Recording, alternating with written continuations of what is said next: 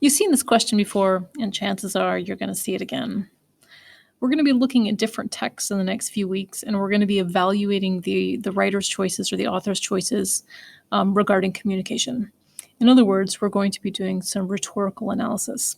So let me clarify here a word for you. Okay, that word is, skip the slide. That word is rhetoric.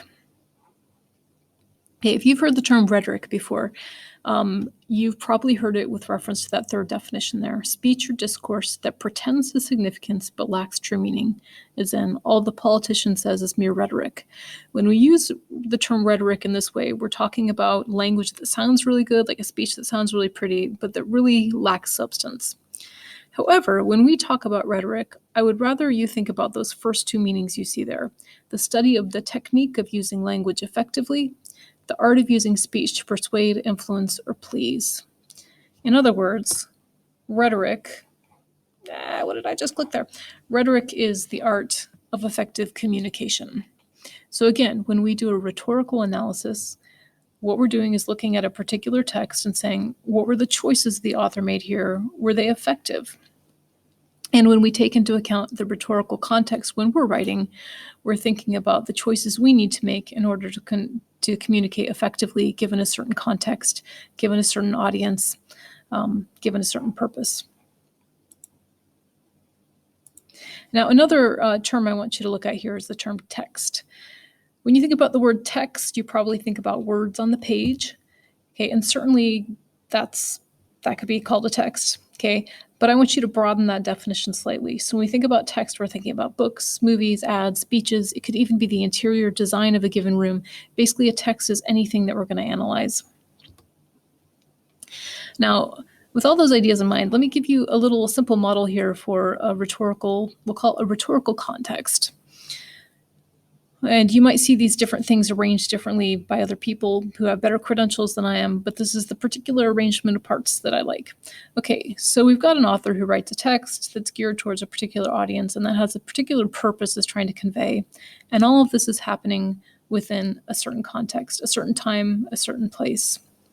Now, if all these pieces work together, then we have communication that works, that's effective. Now let's look in and just think about the role of the author for a minute here. In many texts, the author is very invisible.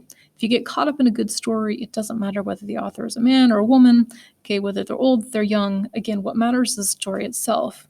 However, for different types of communication, it becomes very important for an author or a speaker to convey something about him or herself. So take, for example, a campaign ad. In this case, and we're just going to consider the politician the author here, right? The kind of the speaker, if you will. And they always say, I'm so-and-so and I approve this message, right? Okay, but an author of a political ad wants to convey a certain impression about him or herself. And usually that impression is that they're competent, that they're trustworthy, that they're a good leader. Now, sometimes people try and convince us of things by appealing to our logic or appealing to our emotions. And you may have heard the terms logos or pathos before. Okay, but they also might try to convince us of something with an appeal called ethos. So ethos refers to an appeal based on the character of the speaker. If you think someone is trustworthy or that they're competent, then you're more likely to be persuaded by what they say. So in some cases, it's very important for an author to convince you that the author has particular qualities. Now think, if you will, about your own writing. Let's say you're writing a paper for school. You want to convey a certain impression of yourself as a writer, right? As an author, that you're competent, that you understand what you're talking about, that you're able to put in the work to create a nice finished product. Take, for example, resumes.